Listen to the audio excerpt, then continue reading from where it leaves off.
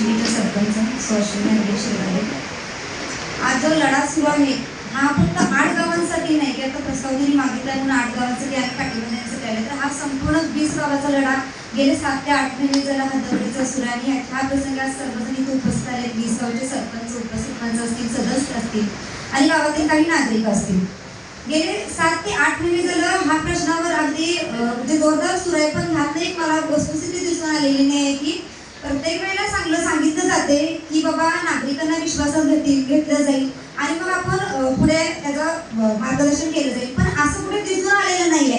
तुम्ही घ्या ना, म्हणजे ज्या गावचे 20 गावचे जे लोकप्रतिनिधी आहेत त्यांना घ्या, त्या नागरिकांना घ्या, विश्वासात घ्या, त्यांची बैठक लावा आणि त्यातून तुम्ही हद्दबडचा विचार करा. हद्दबडचा एवढा तुम्ही बाल नाट्य का करता हे मला समजत नाही.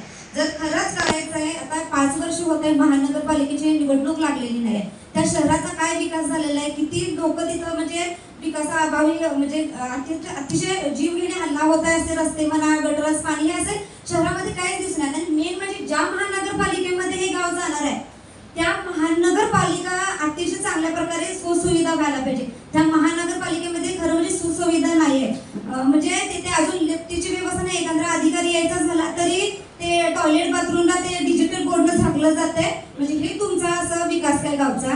म्हणजे आमच्यापेक्षा आमच्या ग्रामपंचायत येऊन बघा तुम्ही किती चांगले आहेत आणि किती मस्त आहेत. म्हणजे हा आमच्या गावामध्ये सगळ्या नागरिक समाधानकारक काय माहिती आहे की गावामध्ये जे नागरिक